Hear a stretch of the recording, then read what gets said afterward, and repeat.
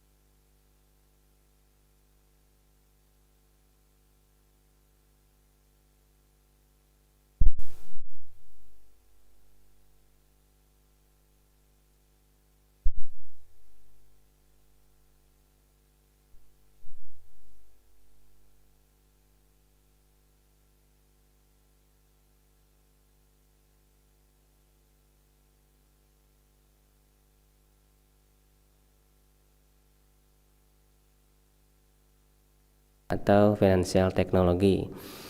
Nah, ini merupakan salah satu ya atau banyak produk-produk muamalah kontemporer. Nah, itu sekarang bertransformasi ke dalam bentuk fintech ya atau financial technology ya. Di mana semua kebutuhan transaksi dan keuangan itu sekarang beralih ke platform digital. Ya, nah oleh karena itu penting bagi kita ya untuk memahami usul ya prinsip atau kaidah-kaidah di dalam ilmu fikih muamalah klasik ya, fikih muamalah dasar ya, mempelajari kaidah-kaidahnya ya, kemudian mempelajari konsepnya sehingga kita bisa menerapkan ke produk-produk muamalah seperti fintech yang banyak menjamur di zaman kita sekarang ini. Apakah masih mengandung hal-hal yang diharamkan di dalam syariat atau tidak ya. Nah, karena kalau kita tidak mengetahui basic ya kaidah-kaidah di dalam fikih muamalah itu bagaimanakah bentuk riba ya, bagaimanakah bentuk goror merasuk ke dalam sebuah transaksi ya, bagaimana sebuah kezaliman masuk ke dalam sebuah transaksi ya. Nah, maka kita akan sulit menganalisa ya, menentukan tasawur ya, penggambaran analisa ya sebuah produk apapun bentuknya, baik itu berupa platform digital ya ataupun produk-produk yang bersifat konvensional, maksudnya bersifat manual ya. Nah, itu sama saja sebetulnya ya, tinggal kita melihat konsep cara kerja flow dari platform yang dipakai oleh masyarakat. Nah, jadi untuk melihat hukum sebuah platform ya fintech ya atau produk keuangan yang kekinian atau yang kontemporer, itu kita harus melihat banyak aspek sebetulnya. Jadi nggak sembarang kita melihat wah ini ada penyetoran uang nih ya, ada deposit, ada transaksi secara online ya. Nah, berarti yang sudah itu setiap ada penyerahan uang atau ada deposit uang langsung dihukumi ini ada seperti bank ya. Karena yang sudah banyak digunakan oleh masyarakat sejak zaman mungkin dahulu ya, mungkin tahun 70-an ke sana. Nah, itu produk perbankan. Produk perbankan. Sehingga ketika ada penyetoran dana, nah itu auto dianggap ada transaksi utang. Nah, sehingga ketika di situ ada utang, masuklah kaidah umum kullu qardin jarra naf'an fahuwa riba. Setiap utang yang diambil keuntungan maka itu adalah riba. Sehingga banyak yang menghukumi produk ini ya, karena ada deposit maka semua cashback, semua benefit, semua diskon ini mengandung riba. Nah, ini belum tentu ya, belum tentu. Tidak sesimpel itu ya, tidak sesimpel itu. Jadi dalam menganalisa sebuah produk fintech banyak aspek yang harus kita lihat.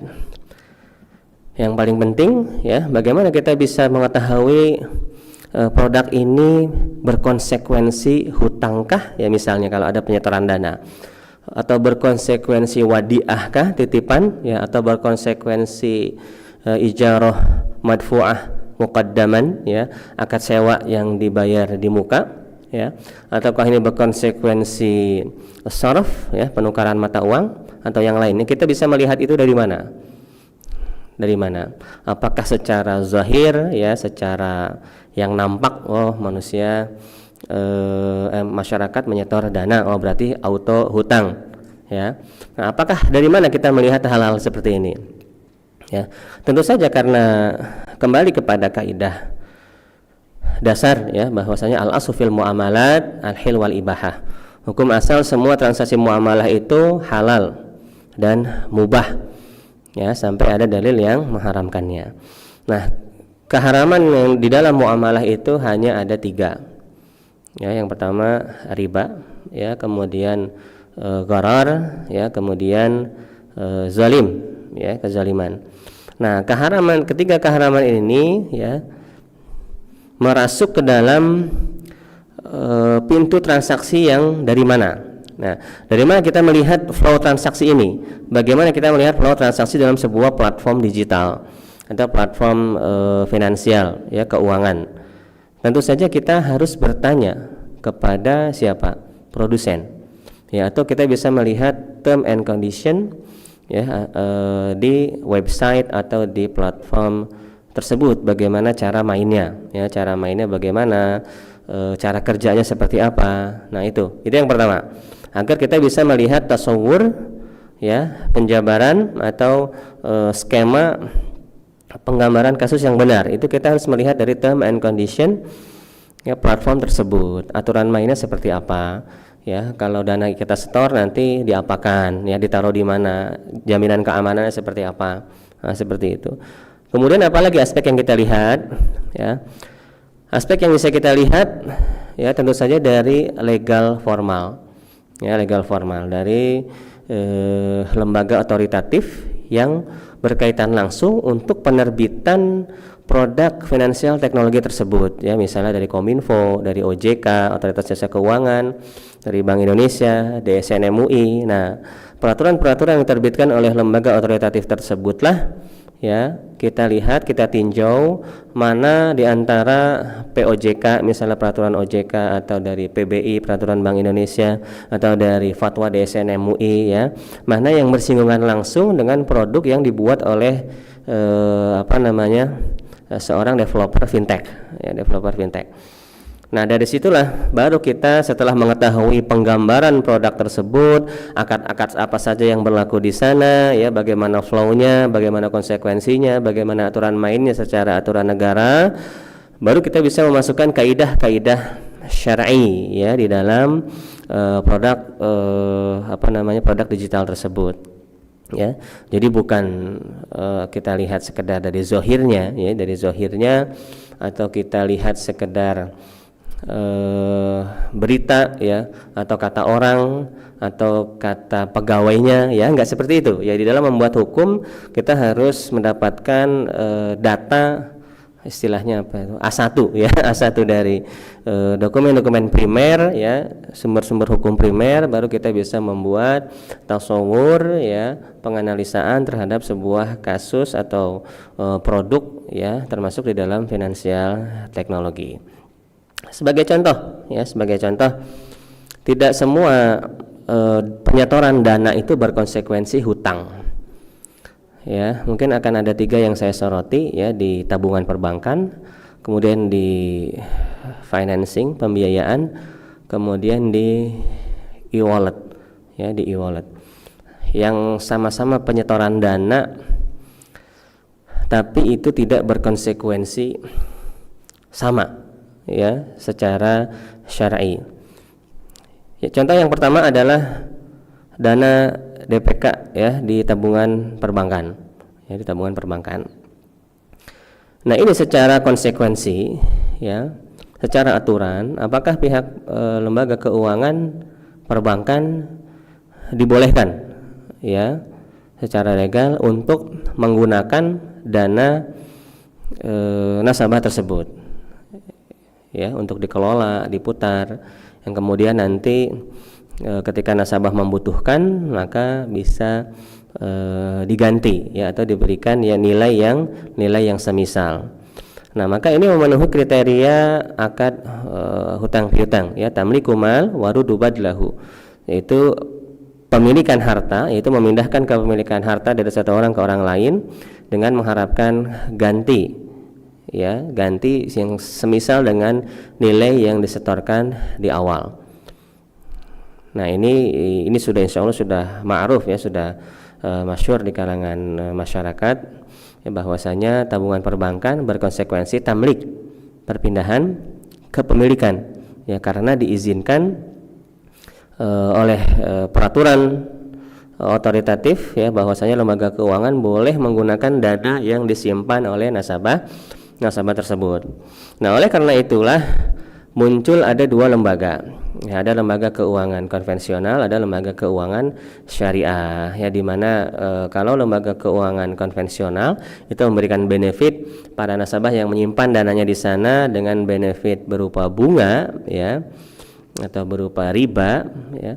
Nah, adapun di bank syariah memberikan benefit, ya, berupa bagi hasil, ya, karena akadnya bukan hutang seperti akad mudharabah misalnya, ya. Nah, inilah perbedaan, ya, konsekuensi meskipun sama-sama penyetoran dana. Ada yang berkonsekuensi hutang, ada yang berkonsekuensi mudharabah, ya, ada yang berkonsekuensi wadiah. Dari mana kita melihat hal tersebut? Ya, dari peraturan dan dari SOP produk yang diterbitkan oleh masing-masing penerbit, ya, dari lembaga keuangan mana yang menerbitkan produk tersebut. Nah, seperti itu, ya. Jadi jangan begitu mudahnya, ya, kita secara zahir saja sudah berani menghukumi sebuah produk kontemporer, ya, sebelum kita meninjau SOP-nya, aturan mainnya, term and condition-nya, atau aspek legal yang diatur oleh pemerintah terkait produk tersebut, ya, baru kita bisa memasukkan kaidah-kaidah syar'i, kaidah-kaidah muamalah ke dalam produk yang bersangkutan, ya. Itu contoh yang pertama, ya, bahwasanya karakter dari akad hutang itu kalau kita melihat dari definisi hutang yang dijelaskan oleh para ulama, adanya konsekuensi tamlik, ya, perpindahan kepemilikan. Nah, sekarang kita bandingkan dengan, ini contoh saja, ya, sebagai opening atau mukaddimah kita masuk ke dalam tanya jawab terkait fintech. Nah, kita bandingkan dengan deposit yang ada pada e-wallet, ya, e-wallet seperti ShopeePay, ya, atau GoPay atau OVO atau whatever pay yang lainnya, ya. Nah, itu apakah berkonsekuensi sama, baik dari konsekuensi dana yang diletakkan di sana atau konsekuensi dari nasabah yang melakukan transaksi, ya. Kita akan melihat dari dua sisi. Yang pertama dari sisi nasabahnya. Kenapa kita melihat dari dua sisi? Dari sisi pihak karena pihak yang bertransaksi itu kan dua arah, ya, dua arah, dan masing-masing harus mengetahui konsekuensi tersebut, ya. Nah, di perbankan, tadi kita kembali ke perbankan, masyarakat tahu bahwasanya dia naruh uang di perbankan itu, ya, untuk tujuan nabung, ya, mengamankan dana, di mana dana tersebut difahami oleh masyarakat ketika pembukaan rekening itu akan dipakai, ya, dan akan diinvestasikan ke sektor-sektor bisnis yang dibolehkan sesuai aturannya masing-masing, baik itu di produk konvensional ataupun di produk perbankan syariah. Itu masyarakat memahami, dan masyarakat itu memahami akan mendapatkan bunga atas simpanannya berdasarkan perhitungan di akhir bulan, berdasarkan saldo terakhir yang mengendap berapa, berdasarkan lama simpanan, berdasarkan dan sebagainya. Itu masyarakat mengetahui, ya. Begitu juga di dalam e-wallet, ya, di dompet digital misalnya. Nah, masyarakat paham, ya, konsekuensi meletakkan dananya di dompet digital yang tidak sama dengan konsekuensi yang ada pada perbankan, ya. Nah, contoh mungkin kita coba studi kasus, ya, jamaah yang hadir di sini. Apakah ada di antara para jamaah, ya, atau masyarakat yang lain yang berniat kalau menyimpan dananya atau top up, ya, di e-wallet itu bertujuan untuk nabung? Ada nggak? Nggak ada, ya. Numpuk dana gitu, nabung tiap bulan sampai berjuta-juta, puluhan juta, ada atau tidak?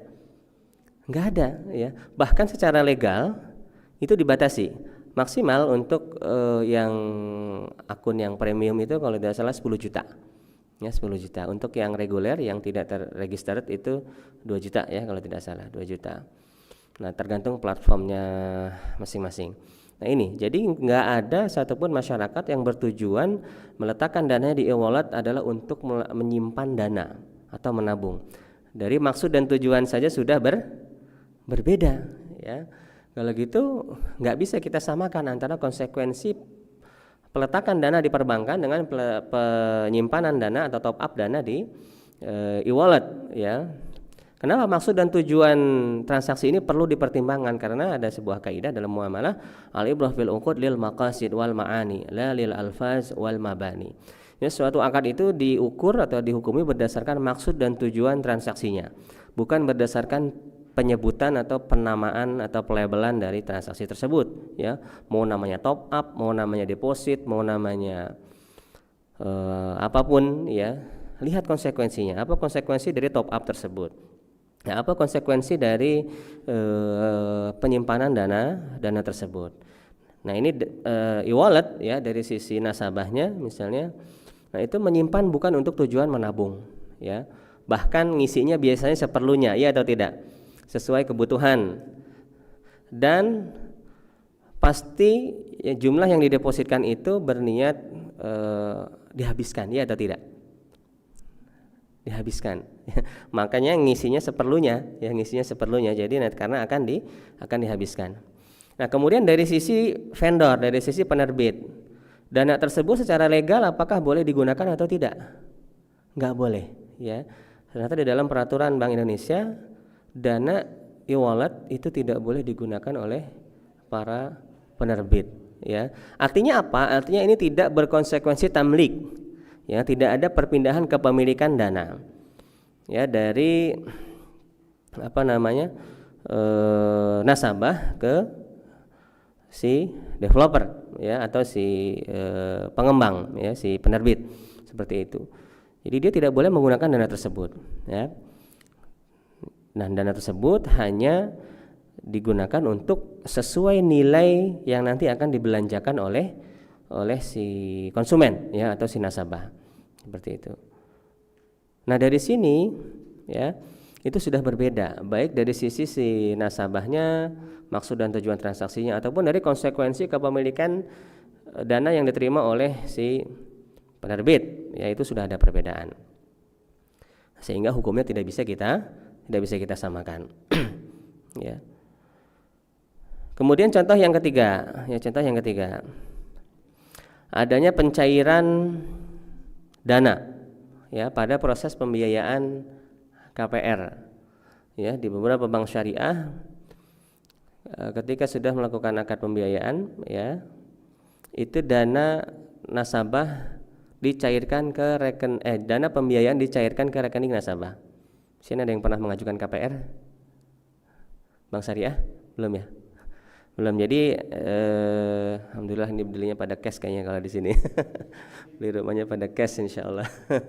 Ya, jadi kalau di bank syariah itu, ya, di sebagian bank syariah, ya, memang ada bank syariah yang langsung mentransfer dana pembiayaan itu ke pihak supplier, ke pihak developer atau ke pihak showroom, ya, kalau mobil. Tapi ada juga bank syariah yang mendepositkan dulu dana pembiayaan itu ke rekening nasabah, baru kemudian didebet kembali ke rekening supplier, pemasok, seperti itu.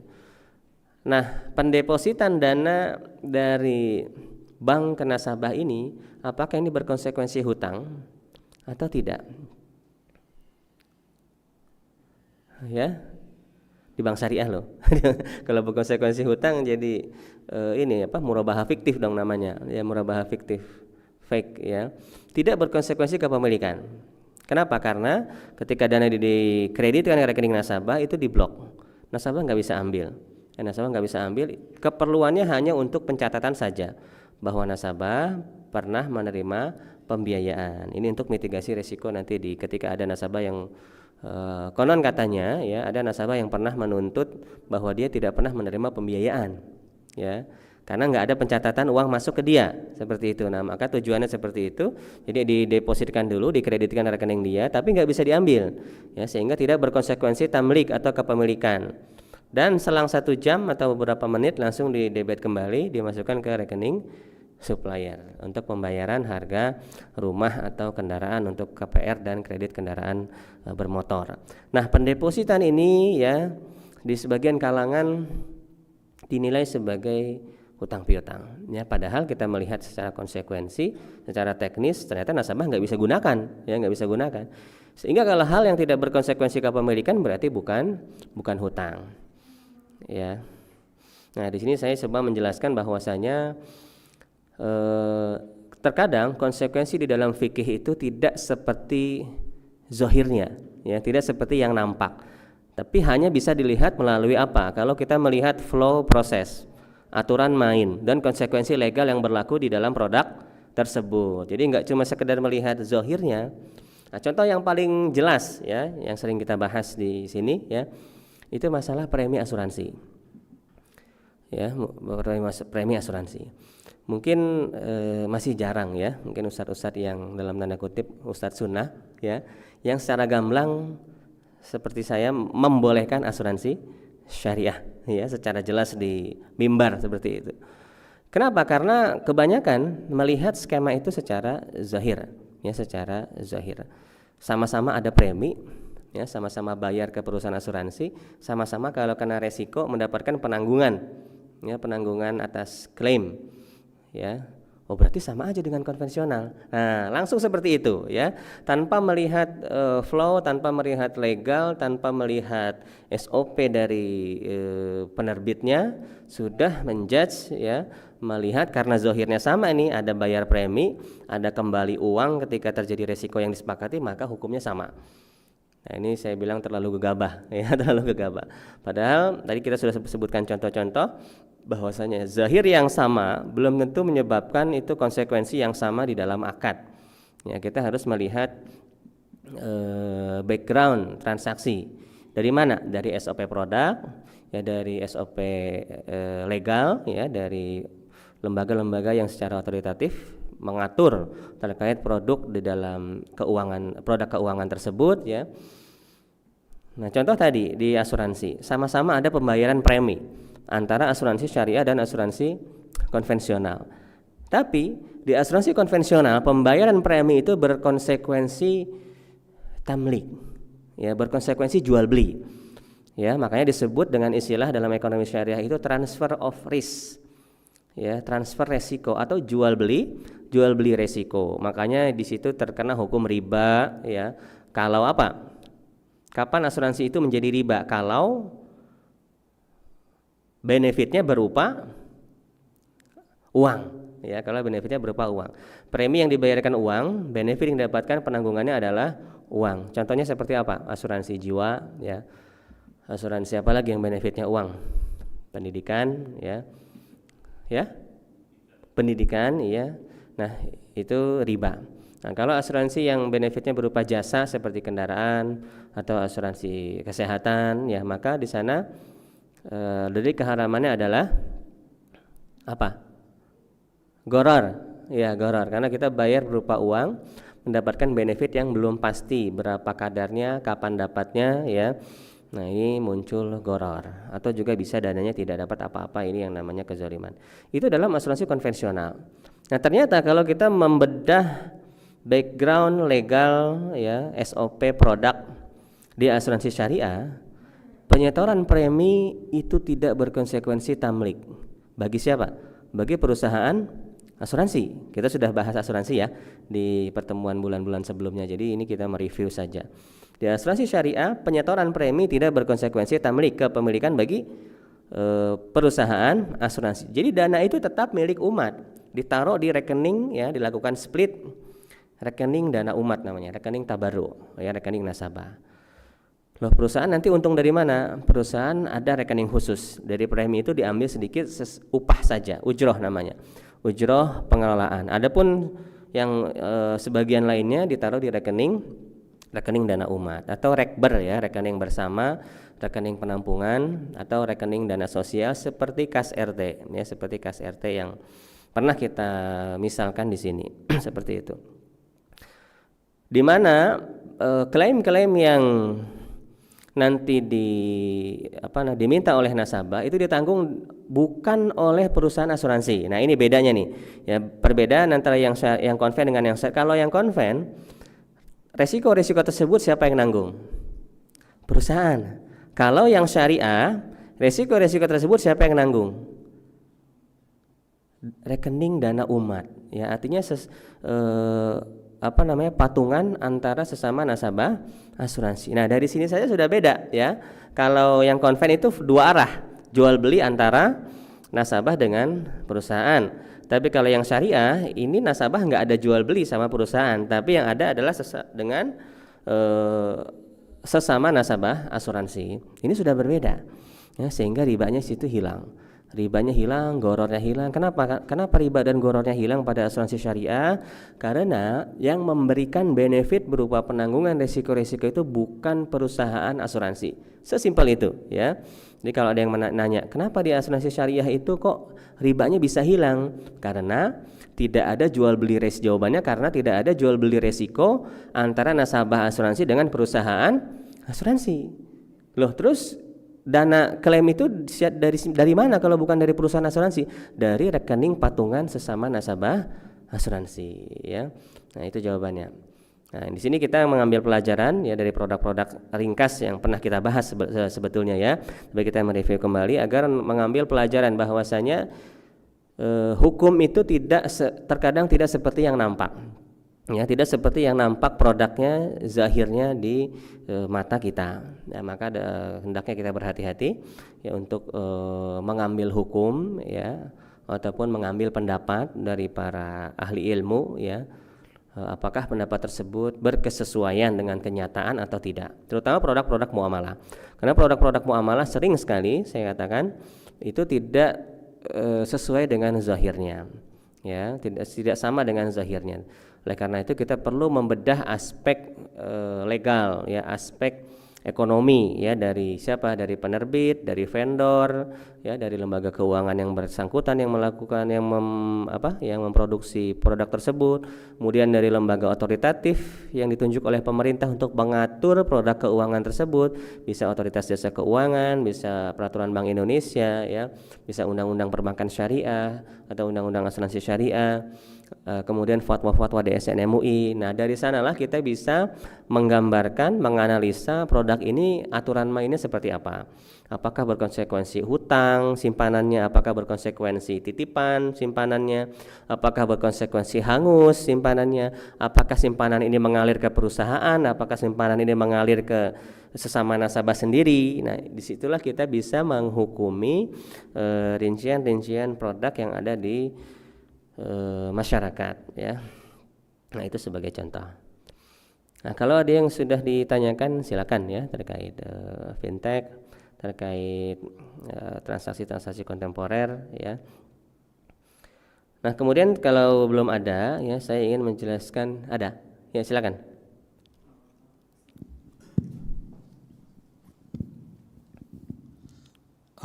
Assalamualaikum warahmatullahi wabarakatuh. Assalamualaikum warahmatullahi wabarakatuh. Semoga Ustadz diberi kesehatan oleh Allah Subhanahu wa taala. Amin wa iyyakum. Saya mau nanya Ustadz, Ya. terkait dengan menabung emas di Tabungan. platform tabungan emas. Ya. Nah, Tabungan emas atau rekening emas? tabungan emas, ya. Nah, di sana di platformnya sendiri saya sebut ya pengadaian atau di pengadaian, di platform pengadaian itu ada ada pakem-pakemnya Ustadz, berapa harus transaksi. Nah, saya mau nanya hukumnya itu gimana ya Ustadz terkait dengan kita menabung di platform yang ada emasnya itu. Saya soalnya masih awam Ustadz. Ya, di platform apa? Di Pegadaian. Iya. Wallahu alam, saya belum mempelajari platform Pegadaian, ya, jadi saya belum bisa jawab sekarang. Mungkin di pertemuan yang lain. Kalau di platform yang lain ada yang saya ketahui, ya, di platform misalnya BSI, ya. Nah, itu saya sudah mempelajari. Tapi kalau di platform Pegadaian belum, ya. Jadi saya belum bisa memastikan di situ akadnya apakah jual beli, apakah saya belum mengetahui. Wallahu alam. Ya. Yang lain mungkin?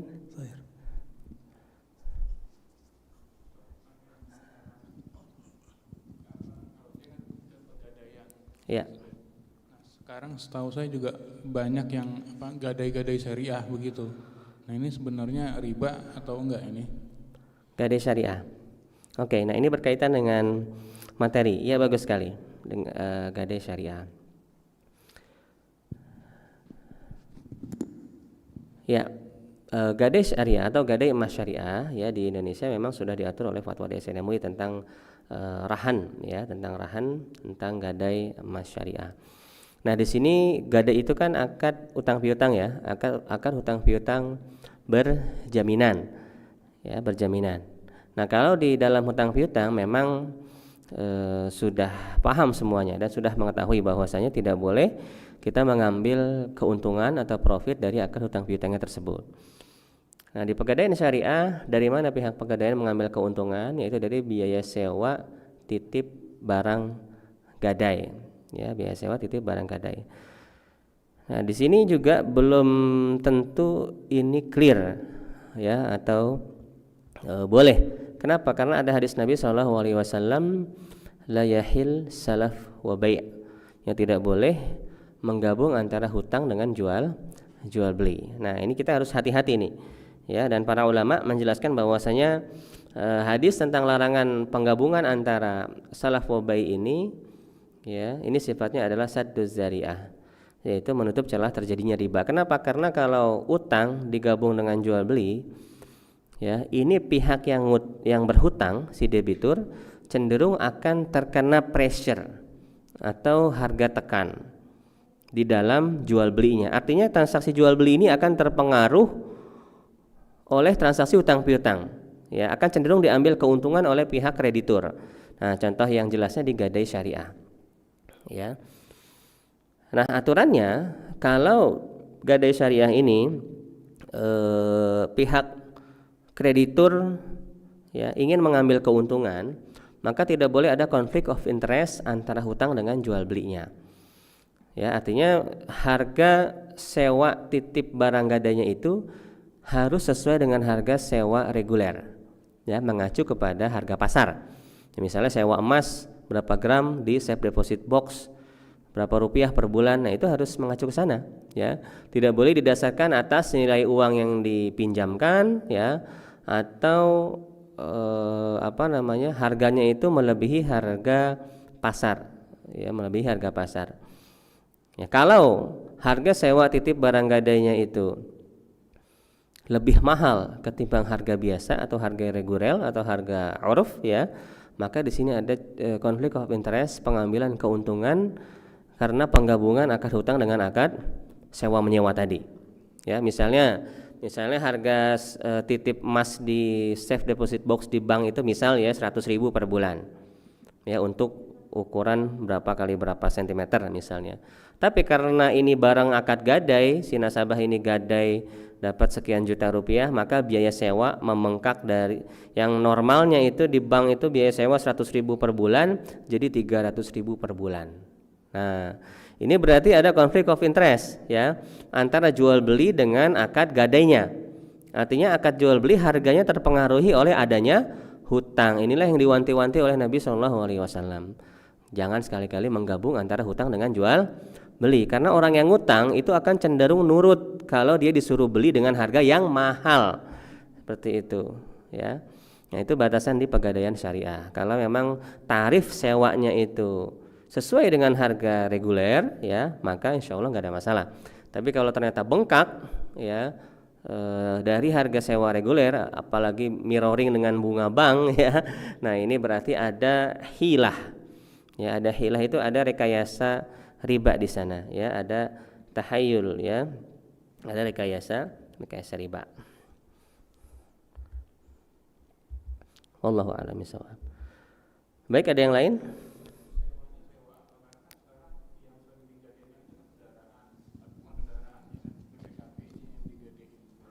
Oh, ini gadai yang umum berarti, ya, bukan gadai emas, ya. Tadi yang saya bahas itu gadai emas syariah, ya.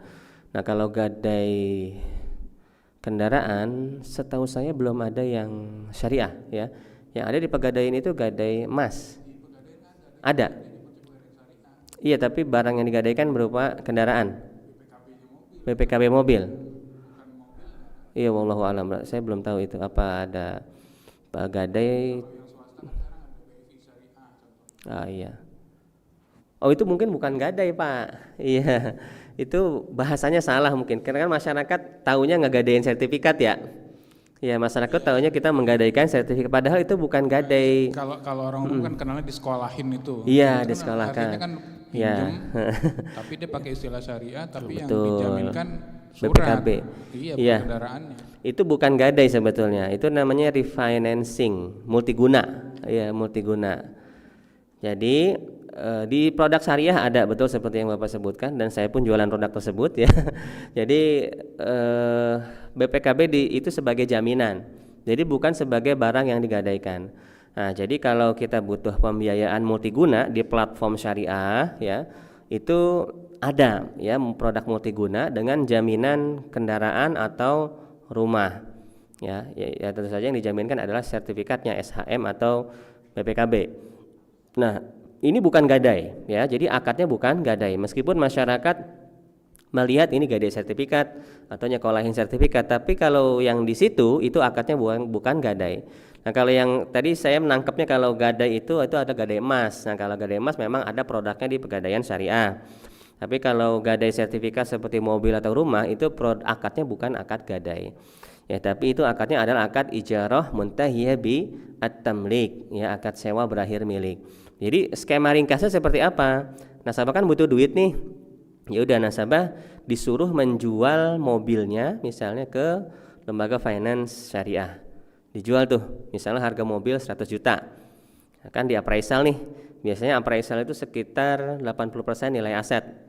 Ya, atau kalau pembiayaan itu nilai risikonya 120% nilai aset ya dari aturan dari OJK itu. Jadi kalau harga mobil 100 juta, paling dia dapat 80 juta. Ya, 80 juta. Dibeli dengan harga segitu, 80 juta. Ya, dapat uang kan si nasabah. Nah, mobil ini sekarang milik siapa? Milik lembaga keuangan, ya, milik lembaga keuangan. Di mana resiko atas barang ini seharusnya menjadi resiko siapa? Lembaga keuangan, ya, baik itu resiko servisnya besar ya atau servis servis besar ya. Nah, ini bisa meskipun bisa dilempar kepada pihak asuransi ya untuk resiko-resiko atas kecelakaan seperti ini. Nah, setelah dibeli oleh pihak lembaga keuangan, ya, akadnya memang ada dua ya, ada ijarah muntahiyah bitamlik, ada akad musyarakah mutanakisah. Nah, kita bahas yang akad ijarah muntahiyah bitamlik dulu, akad sewa berakhir milik. Ini dibeli 100% ya tanpa adanya DP, menjadi milik lembaga keuangan mobilnya. Nah, setelah dibeli, mobil ini sama lembaga keuangan disewakan kembali. Ya, disewakan kembali kepada si nasabah. Ya, atau kepada kalau di akad musyarakah mutanakisah itu bisa kepada pihak lain ya, tapi kalau di ijarah muntahiyah bitamlik itu kepada si nasabah lagi dengan harga sewa yang ditentukan tiap tahun, annual fee namanya ya, annual fee. Nah, lembaga keuangan mengambil keuntungan dari situ, dari biaya sewa tahunan atas kendaraan tersebut ya. Di mana di akhir akad sewa, kan akad sewa itu disepakati, misalnya dia mau nyewa berapa tahun, 5 tahun atau 10 tahun ya, biasanya maksimal kalau rumah itu 10 tahun, kalau BPKB mobil itu maksimal biasanya 5 tahun ya, dia sewa 5 tahun dengan proyeksi harga sewa per bulan adalah sekian ya, proyeksi harga sewa per bulan adalah sekian. Nah, di akhir masa sewa disepakati itu akan diakhiri dengan bisa dengan hibah atau bisa dengan jual beli ya. Jadi ada ijarah muntahiyah bil bai', ijarah akad sewa yang berakhir dengan dijual aset sewa tersebut kepada si nasabah, atau ijarah muntahiyah bil hibah, akad sewa berakhir hibah. Lembaga keuangan berkomitmen di terakhir masa sewa di tahun kelima itu akan menghibahkan mobil itu kepada si nasabah kembali ya. Nah, inilah yang namanya refinancing ya, refinancing atau pembiayaan ulang ya, pembiayaan ulang kembali. Ini produk-produk multiguna di lembaga keuangan syariah seperti itu. Jadi bukan gadai. Ya, dan ini masih dibolehkan secara aturan legal syariah yang berlaku di Indonesia ya, fatwa DSN MUI maupun aturan syariah internasional ya di standar syariah AAOIV. Oke. Baik, ada yang lain? Bisa. Mungkin agak pusing Pak kalau dibahas ringkas ya, karena teknis akadnya itu satu mi'yar, satu standar itu panjang ya detailnya. Insyaallah nanti akan kita bahas kalau kajiannya rutin ya di sini. Baik. Insyaallah. Dari Akwat mungkin ada yang mau bertanya? Ibu-ibu?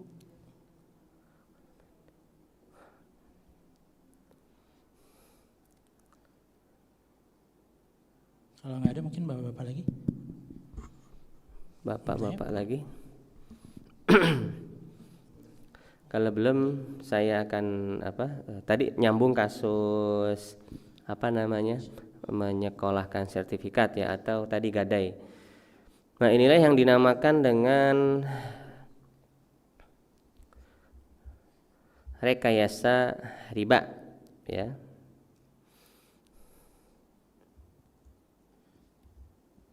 Ustadz Bentar. Afan dari Ada. online dulu, ada pertanyaan. Oh iya, silakan, kalau ada silakan. Baik, dari komentar di YouTube. Assalamualaikum Ustadz. Assalamualaikum Mau bertanya, dalam kemitraan berdasarkan hukum syariat, kami sebagai developer bersama tim fintech mencoba akomodir segala biaya e-banking dari beban customer. Bagaimana kaidahnya? Maksudnya fintechnya apa itu? Allahu a'lam sih Ustaz. Nggak disebutkan. Tidak disebutkan. Jenis apa dia? P2P lending kah? Atau payment gateway kah? Tidak Atau dijelaskan. e-wallet kah? Nggak ada ya? Nggak ada. Nggak ada. Ya, nanti bisa dilengkapi ya yang Siap. bertanya baru kita bisa jawab.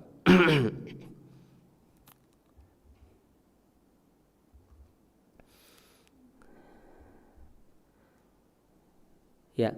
Nah, tadi skema yang tadi kita bahas, adanya markup atau penaikan harga sewa ya.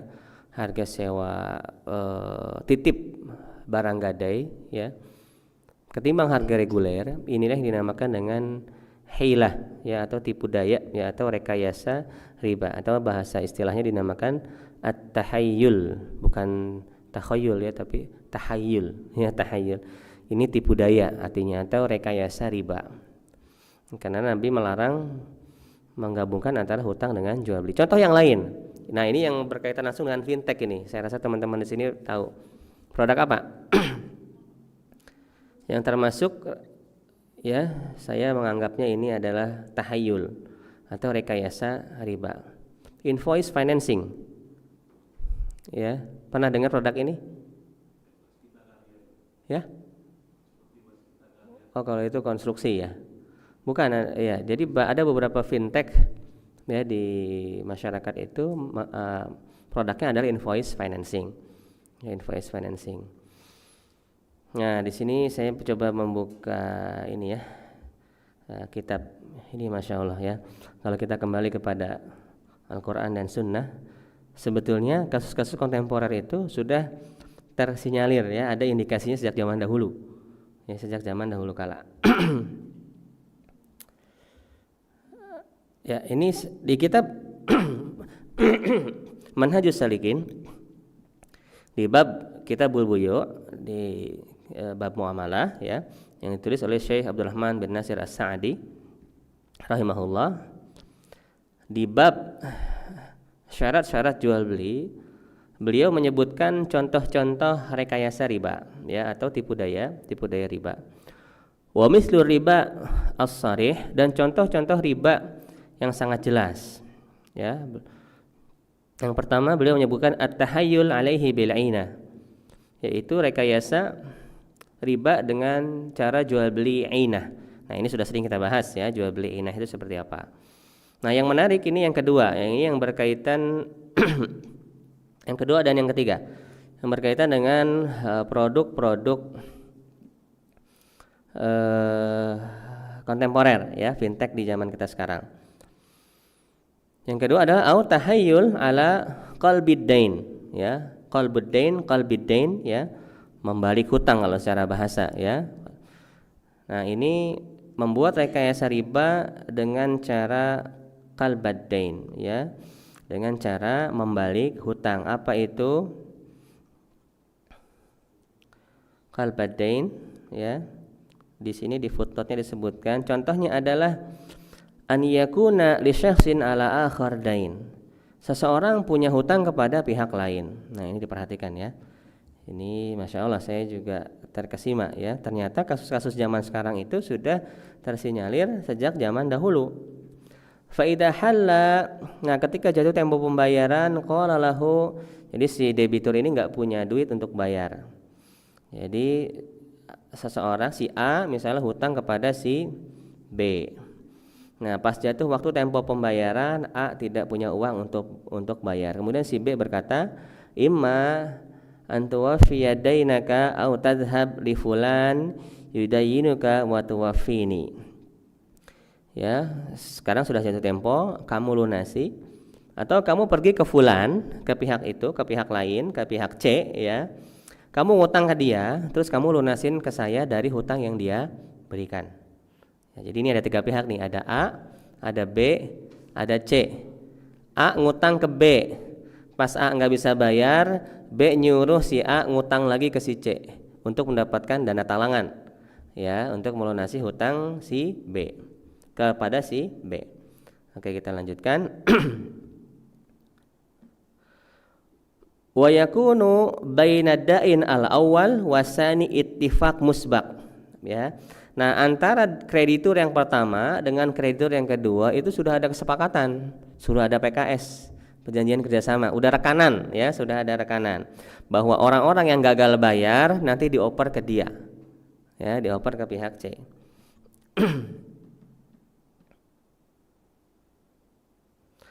Apa kesepakatannya antara kreditur pertama dengan kreditur kedua?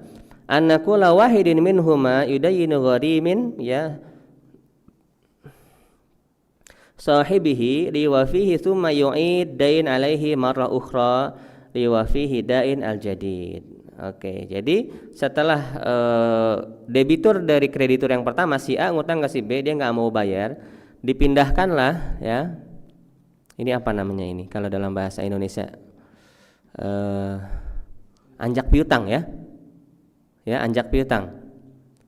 Iya, maksudnya transfer hutang. Pemindahan hutang, ya, pemindahan hutang, anjak piutang. Yang tadinya si A ngutang ke si B, utangnya dipindahin jadi ngutang ke si C, ya. Oke, jadi ngutang ke si C. Nah, di situ dilakukan restrukturisasi. Ya, restrukturisasi. Yang tadinya utangnya mungkin sisa 10 juta, dikasihlah sisa 10 juta dari C, lembaga yang baru nih, ya, untuk melunasi si B, dan dia si A ini nyicil dengan jumlah yang lebih besar, iya, ke C, ya, ke C. Nah, ini yang dinamakan dengan apa? Atau sebaliknya, ya, atau sebaliknya. Nah, kasus ini terjadi di sampai sekarang, bahkan sekarang berbentuk banyak fintech, ya. Jadi apa namanya, segitiga utang, segitiga utang, segitiga utang. Ini contoh, ya, restrukturisasi. Ya, ada lagi contoh yang lain, ya, contoh yang lain. Contoh yang lain misalnya di ini, kalau zaman dulu orang sering nyebutnya dengan giro mundur. Ada yang pernah dengar nggak? Ada yang ngangguk, ada yang belum pernah dengar giro mundur. Jadi kalau orang yang biasa bisnis supplier, misalnya nyuplai ke instansi atau nyuplai ke hotel, itu kan bayarnya biasa pakai giro, ya, dan itu tempo, giro itu tempo, ada jatuh temponya misalnya bulan depan atau beberapa bulan lagi gitu, ya. Nah, ini banyak jadinya yang berhutang ini siapa? Instansi, ya kan. Yang ngasih barang siapa? Yang ngasih utangan siapa? Supplier, ya, supplier. Dia dapat giro. Giro ini nggak bisa cair kecuali bulan depan misalnya, dan dia butuh modal, ya, dia butuh modal nih. Nah, kalau ini nggak dicairkan, mandek itu, ya. Nah, makanya banyak supplier itu bangkrut dalam keadaan untung, ya, gulung tikar dalam keadaan untung. Karena apa? Dananya mandek di instansi, belum dibayar-bayar, ya, berbulan-bulan, ya, sehingga gedenya di piutang nanti di asetnya itu, di neracanya itu gedenya piutang, sehingga dia nggak bisa muter dananya. Nah, muncullah produk di lembaga keuangan, ya, untuk apa namanya, pencairan pembiayaan giro, ya, seperti itu. Jadi giro ini dibawa ke lembaga keuangan, nanti dicairkan, tentu saja di bawah nilai yang tertera. Misalnya giro tersebut nilainya 10 juta, pencairan paling 7 atau 8 juta, ya. Nah, nanti kalau gironya cair, maka cair ke lembaga keuangan yang bersangkutan. Dengan tentu saja dia udah ngambil untung tuh, apa namanya, bahasa Arabnya ini sih khasmul kambialat, ya, ya, apa, diskon giro, ya. Di Indonesia saya nggak tahu bahasa apa, ya. Nah, ini pembiayaan giro. Nah, ini pemindahan hutang yang tadinya si instansi harusnya bayar ke si supplier, tapi instansi jadi bayar kemana? Ke bank, ya, ke bank. Nah, ini contoh yang pertama yang dari zaman dulu sudah dilakukan oleh masyarakat. Nah, sekarang berkembang ke fintech, ya, dalam bentuk produk invoice financing, ya, invoice financing. Nah, jadi masyarakat yang tadi punya tagihan tuh ke instansi, ya, punya tagihan, itu bisa mencairkan ke fintech, ya, mencairkan ke fintech. Yang penting dia punya invoice, ya, yang penting punya tagihan, dia punya tagihan ke apa namanya, instansi mana, ya, dia bisa mencairkan di situ. Nah, dicairkanlah di bawah nilai tagihan, ya, di bawah nilai tagihan. Kalau yang konven tentu saja nggak pakai akad macam-macam, ya, dia ngambil bunga, pokoknya mencair nilai invoice berapa, misalnya 1 juta, dia hanya mencairkan 800.000. Nah, nanti tagihan dari instansi yang sebelumnya yang ngutang ke si nasabah ini cair full ke si fintechnya. Dia ngambil untung di situ kan, selisih antara nilai pencairan dengan nilai invoice. Nah, kalau di fintech yang syariah ini yang saya terus terang sampai sekarang belum menemu celah halalnya. Belum nemu celah halalnya. Meskipun di situ ada fatwa dari DSN MUI tentang anjak piutang syariah. Ya, anjak piutang syariah. Nah, jadi fintech yang syariah ini untuk produk invoice financing dibolehkan oleh aturan mengambil keuntungan bukan dari dana utang yang diberikan. Bukan dari dana utang nilai invoice yang diberikan. Misalnya invoice senilai 10 juta, ya udah dikasih 10 juta. Nanti cair ya tetap 10 juta, nggak dipotong apa-apa. Cuma dari mana mengambil untungnya fintech ini? Fintech ini mengambil untung dari mana? Ya, ada yang pernah dengar nggak? Dari wakalah bil ujroh jasa penagihan. Iya, dari akad wakalah bil ujroh jasa penagihan kemana? Ke instansi. Iya, ke instansi seperti itu. Masuk akal nggak? Ada hilah nggak di sini? Nah, saya mengajak jamaah ini berpikir, ya, menganalisa produk kontemporer, ya. Kira-kira pengusaha yang punya invoice ketika datang ke fintech tersebut, dia butuh debt collector apa butuh duit? Butuh duit kan? Berarti sebetulnya secara hakikat dia nggak butuh jasa penagihan kan? Nah, itu yang saya katakan, ya. Jadi inilah yang saya cenderung ini merupakan hilah, akal-akalan, ya, akal-akalan. Kenapa? Karena tadi kaidah penting yang kita bahas, ya, bahwasanya al-ibrah fil uqud lil maqasid. Akad itu dihukumi berdasarkan maksud dan tujuannya, ya. Misalnya saya punya invoice besar nih ke instansi, saya butuh pembiayaan atas invoice ini. Tentu saja saya datang ke fintech yang mau ngasih duit, ya, bukan ke fintech yang menjual jasa penagihan, ya. Karena saya butuh duit kapan? Sekarang, gitu.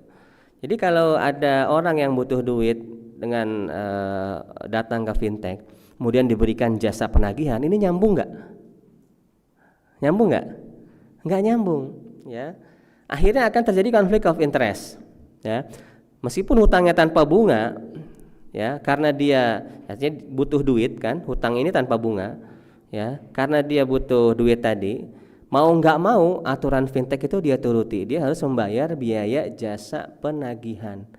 Nah, inilah yang sudah diwanti-wanti oleh Nabi SAW sejak 14 abad yang lalu, jangan sekali-kali la yahil salah wa bai', menggabungkan antara hutang dengan jual beli. Karena kalau udah orang dikasih utang, dia suruh bayar apapun akad jual beli yang lain dia mau, ya, seperti itu. Padahal dia nggak butuh jasa tersebut, ya. Di platform fintech invoice financing, yakin pengusaha yang punya invoice tidak membutuhkan jasa penagihan.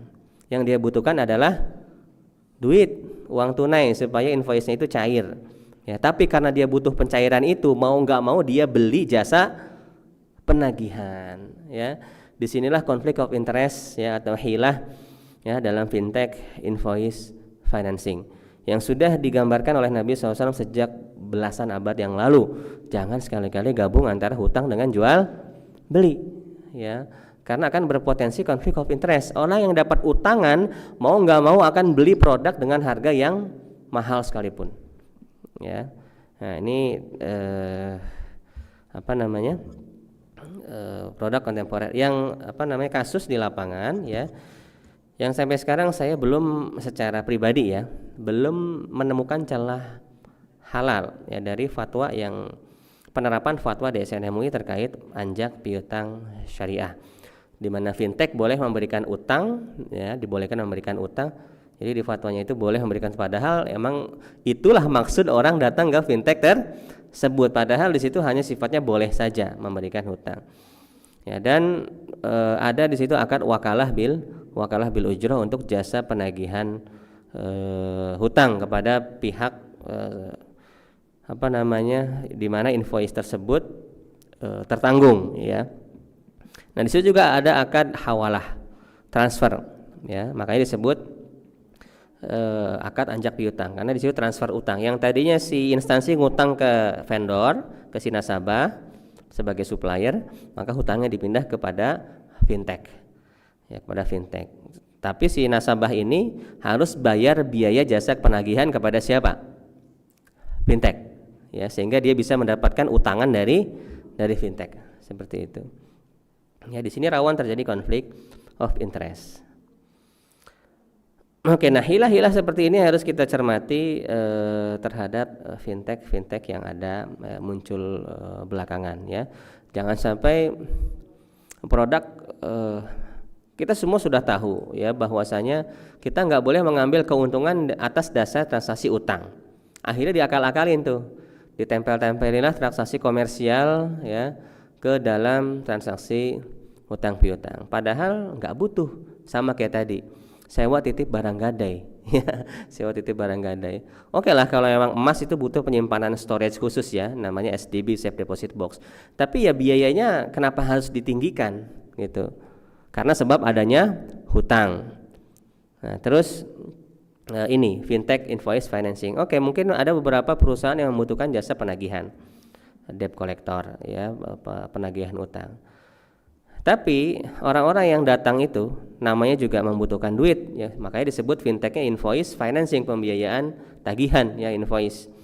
Meskipun itu dengan bahasa syariah, sejatinya para nasabah tidak membutuhkan jasa penagihan, tapi yang mereka butuhkan adalah dana pembiayaan tersebut. Nah, sehingga di sini rawan terjadi konflik of interest, ya, dari yang seharusnya itu hutang piutang murni, ya, menjadi riba. Ya, ribanya diambil dari mana? Dari akad jual beli yang sebetulnya tidak dibutuhkan tapi disematkan ke dalam akad hutang piutang, atau di kasus gadai syariah yang tadi adanya akad jual beli yang harganya melambung tinggi ketimbang harga jual beli reguler akibat adanya pemberian utang, ya.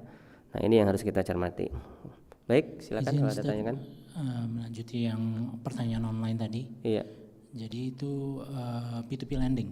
P2P lending. Pertanyaannya saya ulangi ya, Ustaz, ya. Assalamualaikum Ustaz, mau bertanya, dalam kemitraan berdasar hukum syariat, kami sebagai developer bersama tim fintech mencoba akomodir segala biaya e-banking dari beban customer. Bagaimana kaidahnya? Nasabah yang penerima lending apa nasabah penyetor dana? Semuanya. P2P itu kan ada yang sebagai penyetor kan? Ya. Ada yang sebagai penerima kan? Betul. Ya, penerima pembiayaan. Nah, itu yang digratiskan yang mananya? Semuanya? Tidak dijelasin. Tidak dijelaskan. Cuma ngasih tahu P2P lending. Iya, syariah kan tapi kan? Iya, konteksnya harus syariah. Konteksnya harus syariah. Kalau kita nggak bahas yang konven, ya, yang konven udah final, ya. Yang konven sudah final. Mau bank konven pun nabungnya sudah haram, belum ngomongin bunganya. Ya, nabungnya sudah haram karena pada dana tersebut menjadi bahan baku riba. Ya, siapa muslim yang rela dananya jadi investor riba gratisan lagi, ya, itu hukumnya sudah jelas. Bahkan sudah ada fatwa DSN MUI, fatwa MUI-nya, ya, dan fatwa ulama dunia. Jadi anggap aja ini fintech syariah, ya. Harusnya memang syariah karena wajib, ya, wajib. Nah, kalau P2P lending syariah biasanya kan akadnya itu pakai akad mudharabah mustarakah, ya. Akad bahasa singkatnya itu mudharabah keroyokan, ya, mudharabah keroyokan. Jadi sahibul malnya banyak, nggak satu. Investornya itu banyak, bukan satu. Jadi investornya adalah, kan dia crowdfunding ya, masyarakat banyak, kemudian lendingnya pun terkadang banyak, ya. Jadi mudharabah musyarakah itu bisa investornya yang banyak, atau juga bisa nasabah mudharibnya, penerima lendingnya itu yang banyak, atau kedua-duanya, ya, investornya banyak, penerima nasabahnya juga, penerima lendingnya juga banyak. Nah, ini kalau menggunakan akad mudharabah maka akadnya sah. Nah, benefit-benefit yang diberikan baik itu penggratisan biaya, ya, cashback, biasanya ini untuk si yang naruh dana nih, yang investment, ya, dari pemodal tuh digratiskan biaya transfer, biaya macam-macam, bahkan biasanya dapat cashback bagi hasil. Nah, ini hukumnya boleh kalau akadnya adalah investasi mudharabah, bukan dana hutang. Saya belum tahu apakah ada P2P yang menggunakan akad wadiah, ya, domanah seperti bank syariah, ya, utang, ya, untuk produk P2P lending. Yang saya tahu P2P lending biasanya menggunakan akad mudharabah. Maka bonus-bonus yang diberikan oleh vendor penerbit kepada nasabah investor ini dibolehkan, ya, wallahu a'lam bishawab. Baik, ada yang lain terkait fintech? Tafadhol dari Akhwat, ibu-ibu ada yang mau ditanya? Iya. Produk-produk terbaru, nggak ada yang nanya nih, paket-paket gratis ongkir atau pay letter atau ada yang di sini user pay letter. Ada yang syariah nggak pay letter? Ada yang tahu nggak? Ada pay letter syariah nggak? Belum ada kayaknya. Belum ada ya kayaknya ya. Belum ada. Pay letter. Ya, voucher gratis ongkir, ayo. Voucher gratis ongkir, sekarang ada, bahkan di platform Gojek online pun ada itu. Plan sebulan. Bayar berapa itu? 60 atau 70 ribu. Ya, sebulan dapat promo gratis ongkir. Kalau bayar plan bulanan. Atau itu hukumnya gimana? Ini beli dia bilangnya. Jual beli. Berarti transaksinya apa di sini? Komersial. Berarti berlaku kaidah riba, gharar, dan zalim. Kalau dia beli berarti perpindahan ke pemilikan, ya kan? Dana yang sudah setorkan nggak bisa balik, tapi dia mendapatkan benefit, ya kan? Nah, lihat benefitnya. Pertama, ini transaksi komersial, gampang analisa itu sebetulnya. Dia dapat benefit berupa apa? Potongan gratis ongkir yang bernilai uang, ya, bernilai uang. Dana tersebut hangus sudah, karena namanya beli paket, ya, beli paket gratis ongkir atau beli voucher gratis ongkir. Bayar berupa rupiah, nanti benefitnya apa? Kalau lagi ada promo-promo dapat cashback tuh, ya, promo-promo produk sama kayak membership berbayar, ya, membership di supermarket, ya, sebagian supermarket membership berbayar. Kemudian dia juga mendapatkan gratis ongkir selama sebulan itu. Kalau plan bulanan ada paket-paketnya tuh harga sekian, dia dapat potongan sampai gratis ongkir maksimal 20.000 misalnya. Nah, itu potongan uang. Ini berkonsekuensi apa? Jual beli apa ini? Ada jasa nggak di situ? Kalau kita bayar duit, harusnya timbal baliknya berupa barang atau jasa. Dan barang dan jasa itu harus jelas kadarnya. Kalau enggak nanti terjebak ke dalam keharaman apa? Gharar. Nah, sekarang voucher gratis ongkir itu ada barang yang didapat nggak? Nggak ada. Ada jasa yang didapatkan nggak? Apa jasanya? Jasa itu services. Nah, jasa kirim. Jasa kirim belum pesan kita. Nanti kalau beli ada jasa ongkir, kita belum beli paket kurir, belum, baru voucher gratis ongkir, bukan beli voucher kurir, bukan. Kita baru beli voucher gratis ongkir. Udah beli jasa kurir belum di situ? Belum, kita baru beli voucher diskon. Voucher diskon, ya, voucher diskon. Ada jasanya enggak? Belum. Benefit yang didapatkan adalah diskon sekian dan sekian per bulan. Ini nilai apa ini? Nilai uang, ya enggak? Ini riba. Ini riba. Voucher pendaftaran beli paket voucher gratis ongkir tersebut ini bernilai riba, ya, bernilai riba. Karena tidak ada benefit barang atau jasa yang didapatkan, hanya sekedar jual beli diskon, ya. Jual beli diskon itu uang ditukar dengan uang. Nah, pertukaran uang harusnya nilainya sama. Kalau beda maka masuk ke dalam kategori riba. Nah, sekarang sudah mulai banyak itu jual-jual plan gratis ongkir, ya. Nah, itu masuk ke riba. Ada yang lain? Contoh? Ya, silakan, Bapak. Ya, Assalamualaikum Assalamualaikum warahmatullahi wabarakatuh. Saya membaca SCV itu supply chain apa itu? Supply chain financing. Itu sama SCF ya. mirip securities crowdfunding singkatannya. Iya. Supply chain financing. Iya. Oke. Itu apa? Di sini ada 3 lender antara si A, si B dan si C. Tapi yang dibeli itu invoice gitu loh, Ustaz. Iya, itu yang dimaksudkan tadi. Sama invoice financing itu namanya, Pak. Iya. Iya, tadi yang kita bahas. Oh, itu bahasa lainnya ini ya. SCF.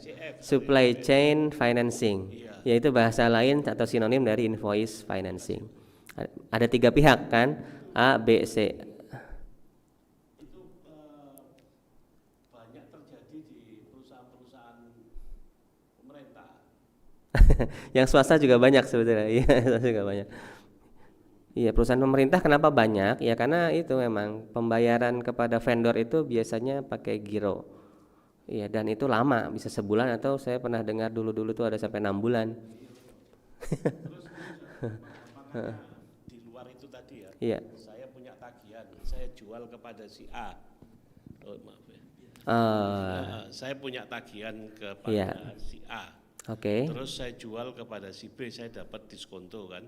Iya, Apa, diskonto. Itu sebelum adanya mekanisme yang macam-macam ini, itu boleh nggak? Itu yang tadi kita sebutkan di kitab. Itu namanya ini apa? Kalau di bahasa sekarang namanya subrogasi. Ya, subrogasi atau cesi. Iya. Jadi kita punya piutang kan, punya tagihan kan, punya piutang. Kita punya piutang. Kan piutang ini lama nih. Nah, kita pengen duit cash. Kita jual kepada lembaga keuangan atau kepada pihak ketiga, lembaga apalah, treasury apalah gitu, atau kita jual, kita mendapatkan dana. Ada diskontonya kan? Ya, lebih rendah ketimbang nilai tagihan. Ya, nah nanti nasabah kita bayarnya ke mereka. Ya, piutangnya diubah kan, pemindahan hutang. Ya, nah ini termasuk riba. Ya, termasuk riba. Jual beli piutang namanya. Nah, ini si A dan si B saja, Ustaz. A dan B. Iya, sudah nggak pakai C lagi. Oke, A punya hutang ke si B. Iya. Terus? Saya ada urusan sama orang lain. Saya punya tagihan. Punya tagihan, piutang berarti kan, piutang kan? Iya. Saya berikan kepada orang yang menalangi. Saya dipotong. Ya, itu tadi kasusnya namanya SCF tadi apa? Supply chain financing atau invoice financing. Sama ya. Nggak boleh, itu riba. Iya, itu riba. Itu kalau konven itu dipotong kan nilai tagihannya kan. Kalau yang syariah, tadi kita ngomongin panjang lebar yang syariah. Biasanya itu utangnya nggak dipotong. Cuman Bapak nanti diminta bayar jasa wakalah penagihan kepada tadi yang punya utang ke Bapak. Gitu. Nah, saya bilang ini nggak apa namanya? Bapak tentu saja nggak butuh jasa penagihan kan? Yang Bapak butuhkan adalah pencairan atas tagihan tadi, seperti itu. Makanya saya katakan ini cuma akal-akalan, ya. Ini cuma akal-akalan. Nah, hakikatnya jual beli piutang itu riba. Nggak boleh kita jual beli piutang. Nah, praktek ini juga sering dilakukan di perbankan, ya, karena untuk masalah likuiditas, ya, mempertahankan likuiditas. Contoh nih, bank-bank itu kan mereka punya proyek-proyek KPR. Nah, piutang itu kan sudah terjual tuh, sudah jadi utang nasabah kan, sudah jadi piutang nasabah. Mereka butuh likuiditas.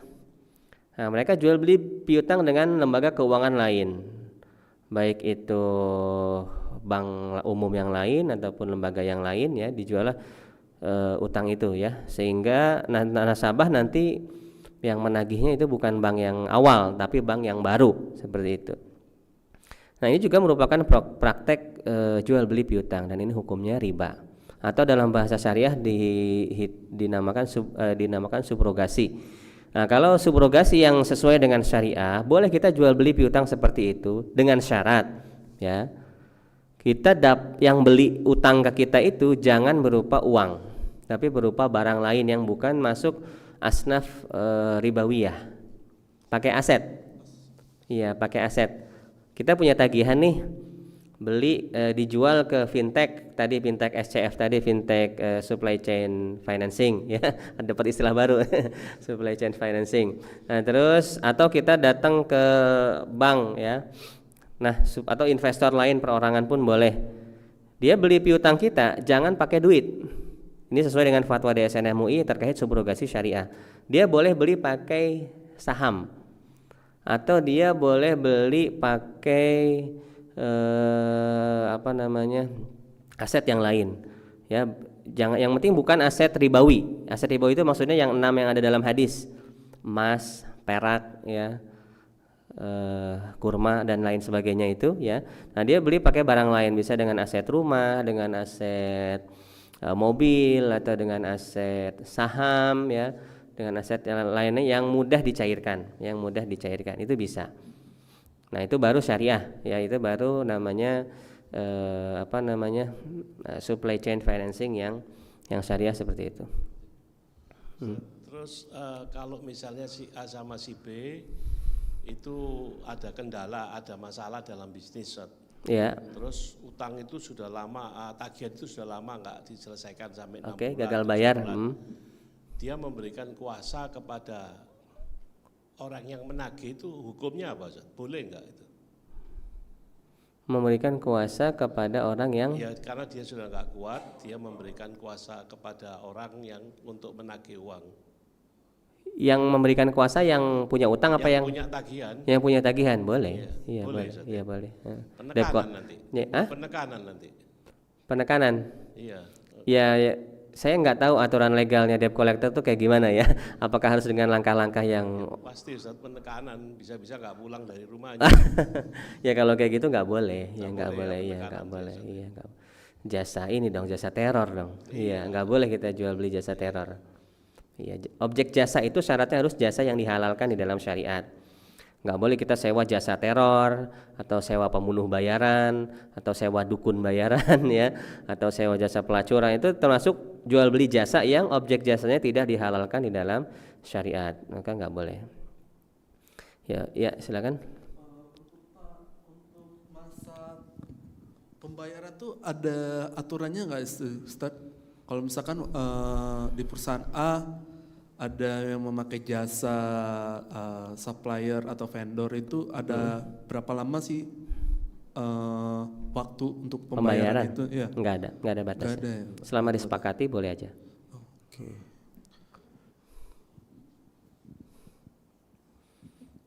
Ada yang bertanya lagi? Ini karena kita mulainya telat, mungkin agak tambah 10 menit nih, Ustaz. Sekarang di jam 11 soalnya. Oh iya. Iya, saya bertanya paling Ustaz, untuk awamnya. Jadi salah satu delik yang kita bahas sekarang adalah hilah nih, Ustaz. Hilah, ya. Iya, ada tips nggak sih, Ustaz, bagaimana caranya kita bisa melihat bahwa ini sepertinya memang ada akal-akalan terkait akad ataupun proses gitu, Ustaz. Ustaz. Tipsnya? Iya. Iya. Nah, kembali kepada kaidah dasar, ya, bahwasanya orang itu melakukan transaksi pasti kan ada unsur niat, ya kan, ya. Kaidah dasarnya innamal a'malu binniat. Nah, dari hadis inilah terbentuk kaidah al-ibrah fil uqud lil maqasid, ya. Akad itu terbentuk, dilakukan berdasarkan maksud dan tujuan orang yang bertransaksi. Nah, kita ini kayak tadi, kita deposit di e-wallet tujuannya ngapain? Nah, itu supaya kita nggak terjebak dengan asumsi ini akad apa sih, seperti itu. Tujuannya ngapain? Contoh tadi di supply chain financing atau di invoice financing, nasabah datang tujuannya butuh apa? Apakah butuh uang? Apakah butuh jasa penagihan? Nah, situ, ya. Jadi kita jangan terjebak dengan retorika atau rekayasa flow yang dinamakan dengan hilah. Tapi lihat pokok akadnya, ya. Langkah pertama, lihat apakah akad tersebut sosial atau komersial. Nah, ini nanti akan bermain di produk asuransi ini, ya. Jadi akad itu sosial atau komersial. Kalau akadnya komersial, maka berlaku kaidah riba dan gharar. Kalau akadnya dibangun atas asas sosial, maka riba dan gharar di sana tidak ada. Ya, riba dan. Kemudian yang kedua, maksud dan tujuan transaksinya apa? Ya, apakah dia butuh dapat duit, apakah dia butuh currency, ya, nilai pertukaran, apakah dia butuh pembiayaan, ya. Nah, ini akan menentukan. Kemudian lihat benefit yang didapatkan. Nah, timbal balik yang didapatkan adalah sebuah transaksi. Dia dapatnya duit kah, barang kah, services kah, jasa-jasa kah? Nah, kalau dia barang dan jasa harus jelas, kalau enggak, dan harus halal barang dan jasanya, kalau enggak juga jadi haram, ya, seperti tadi jasa debt collector, jasa pressure, ya, jasa teror, enggak boleh, ya, objek jasanya. Kemudian objek jasanya harus jelas berapa kadar dan kapan didapatkannya, kalau enggak maka jadi gharar. Nah, kalau benefitnya berupa uang seperti tadi voucher gratis ongkir, ya, benefitnya kan uang itu, ya, atau potongan diskon. Nah, maka ini bisa memunculkan riba. Ya, insya Allah mudah. Dilihat dari pertama, bedakan mana transaksi yang sifatnya komersial, mana yang sifatnya sosial. Kemudian yang kedua, sekali lagi lihat apa benefitnya, timbal baliknya apa, barangkah, services kah, jasa kah, atau uang atau diskon yang bernilai uang. Kemudian lihat pokok akadnya nih. Jangan hilah ini biasanya permainannya di pokok akad, di tujuannya, ya. Kayak tadi orang sebetulnya butuh utangan tapi disuruh sewa barang gadai, atau disuruh sewa jasa penagihan, atau disuruh, nah itu. Jadi akad komersial yang di luar maksud orang yang membutuhkan duit tadi. Ya, maka lebih aman jangan main-main dengan akad yang di situ ada akad hutang piutang. Ya, ada hutang piutang. Karena hutang piutang itu rawan terjadi ketika digabung dengan akad komersial, maka rawan terjadi riba. Nah, ini tipsnya kalau mau bikin fintech, jangan menggabungkan antara produk sosial dengan produk komersial, kecuali yang memang betul-betul terpisah. Ya, maksudnya sosial ini bukan utang, ya, nggak ada unsur utang seperti asuransi. Asuransi kan nggak ada unsur utang, ya. Dia yang ada adalah penggabungan antara dana hibah, dana sedekah, ya, sedekah bersama, dana hibah digabung dengan akad wakalah pengelolaan dana, karena memang masyarakat yang nabung ini butuh pengelola, ya. Jadi ini betul-betul membutuhkan pengelola. Ini tidak ada hilah di dalam asuransi seperti itu. Tapi kalau sudah main ada utang, nah ini kita harus hati-hati, jangan sampai ada konflik of interest sehingga memunculkan hilah di mana nasabah terpaksa beli jasa komersialnya demi mendapatkan utangan tadi. Ini akan memunculkan riba.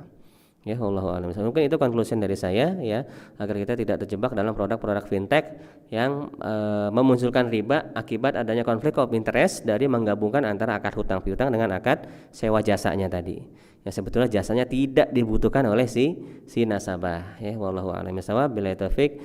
Subhanakallahumma bihamdika asyhadu an la ilaha illa anta astaghfiruka wa atubu ilaik. Assalamualaikum warahmatullahi wabarakatuh.